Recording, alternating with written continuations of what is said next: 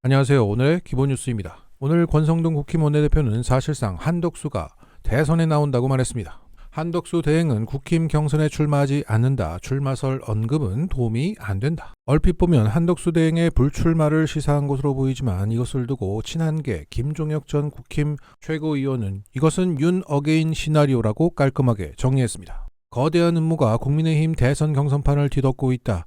베일에 가려 있지만 각본을 쓴 건 물론한 대통령과 여사의 측근일 가능성이 있고 감독은 친윤 지도부, 연출은 일부 진윤 의원들 그리고 주연은 한덕수 고난대행이다. 이 드라마의 핵심은 한덕수를 사퇴시켜 무소속 후보로 밖에서 대기시키다가 국민의힘 경선 후보가 선출되면 통합을 명분으로 재경선을 요구해서 한덕수를 후보로 만들겠다는 것이다. 한마디로 지금 당에서 하는 경선은 눈가림이고 실제 판은 배후에서 보이지 않는 손이 결정하시겠다는 것이다. 이런 시나리오가 나온 건 친윤 후보들에 대한 불안감과 불만 때문으로 보인다. 친윤 지지자들은 처음에는 김문수로 똘똘 뭉쳐 있었다. 그런데 김문수 후보가 언론에 나와 비상계엄을 몸으로도 막았을 것이라고 말하자 현타가 시작됐다. 감히 윤통님과 차별화를 하면서 중도층을 겨냥해? 당신 지지가 어디서 나온 줄 알아? 현재 이들의 일부는 대통령과 독대했던 나경원 쪽으로 이동하려는 움직임을 보이고 있다. 하지만 결선 투표라는 꼼수를 동원하고도 한동훈이 이길지도 모른다는 불안감이 가시지 않고 김문수, 홍준표, 나경원 후보에 대한 믿음이 갈수록 줄어들면서 결국 대통령 권한대행인 한덕수를 등장시키는 쪽으로 방향을 선회한 것으로 보인다. 여기에 오세훈 시장은 최근 권성동 원내대표와 긴 시간 독대를 후에 불출마를 선언했다.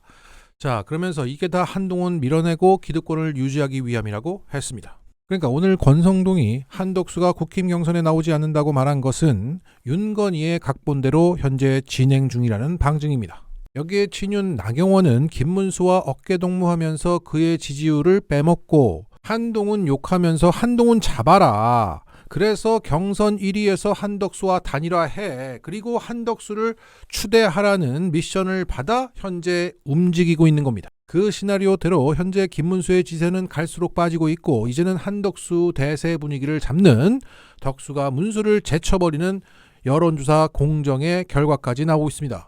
이 시점에 나경원이 드럼통에 들어간 것입니다. 드럼통에 사람 하나 묻어버린다고 진실까지 묻힐 거라고 생각하지 마십시오. 드럼통에 들어갈지언정 절대 굴복하지 않겠습니다. 그러니까 이재명이 드럼통에 넣어서 사람들 죽였다고 철석같이 믿고 있는 이찍 꼴통들을 향해서 김문수 지지자 여러분 다른 데 가지 마시고 나한테 오세요. 긴급히 어그로를 끌었던 것입니다. 홍준표도 윤석열 수사 때문에 5명이 자살했다고 했고 노상원이 영연백을 준비했다는 사실은 제껴두고 자기들만의 가상현실 속에서 함께 미쳐 들어가고 있습니다. 이 드럼통만 봐도 이것들은 국힘 당원표를 얻기 위해 앞으로도 경선 과정에서 누가 더 미쳤나 이 경쟁을 할 것이라는 것을 짐작할 수 있습니다. 그리고 찐윤 강승규 의원이 나경원 캠프에서 총괄 상황실장을 맡는다고 합니다. 파면 직후 윤석열과 차담을 나눴던 나경원은 윤석열의 오더를 직접 받아 움직인다고 봐야 합니다. 명태균을 통해 김건희의 지시를 받아 움직였던 김영선이 수돗물을 처먹었듯이 나경원도 드럼통에 쳐들어간 것입니다. 어찌됐든 빠루에 이어서 드럼통은 나경원을 상징하는 오브제가 되었습니다. 동시에 나경원을 드럼통에 넣을 수만 있다면 일찍 하고야 말겠다는 중도층도 많다는 걸 모르는 겁니다. 이것은 내가 싫어하는 너가 싫어? 그럼 난 좋아. 이거죠. 이처럼 나경원은 중도층 확장의 대선에 이길 생각보다는 2017년 홍준표처럼 대선 이후 당 헤게모니를 지기 위해 윤 어게인 시나리오에 현재 적극 동참하며 눈가리가 돌아가 있습니다. 한마디로 미쳐야 산다 이거죠. 그리고 한덕수의 재판관 지명에 대한 헌재가 가처분을 인용할 가능성이 매우 높습니다. 즉 헌재가 한덕수의 맞박에 위헌딱지를 붙일 것이라는 정황들이 추가적으로 확인되고 있습니다. 먼저 헌재는 신속한 진행을 하고 있습니다. 헌법소원이 청구된 지 하루 만에 마은혁 재판관으로 주심을 배당한 데 이어 바로 다음 날 전원재판부 심리를 결의했습니다. 여기서 전원재판부 회부는 헌법소원이 법적 요건을 갖췄다는 의미로 각하 가능성이 사실상 사라졌음을 의미합니다. 한마디로 건이 된다는 거죠.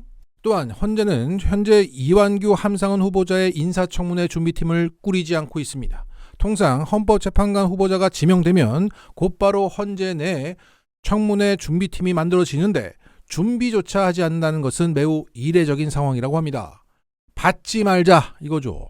전 대검 감찰부장이었던 한동수 변호사는 16일 또는 17일 현재가 인용 결정을 할 것이라고 예상하고 있습니다. 한동수 변호사가 인용 결정이 날 가능성이 매우 높다고 말한 그 근거는 만약 임명이 이뤄진다면 이완규 함상훈에 대해서 각종 헌법소원에서 끊임없이 기피 신청이 제기될 수 있다. 특히 이완규는 내란죄 관련해서 기소되어서 탄핵 소추될 수 있다는 겁니다. 그러니까 헌법소원을 낸 사람들이 이완규라는 내란죄 피의자한테 재판받을 수 없다는 헌법소원을 또 제기해서 헌법소원 심판 자체가 진행되기 어렵다는 겁니다. 한덕수는 위헌, 월권이야 뭐 이런 거 다 떠나서 헌재를 개판 만들 결정을 헌재 스스로 내리지 않을 것이다. 즉 자신들을 위해서라도 가처분은 인용된다.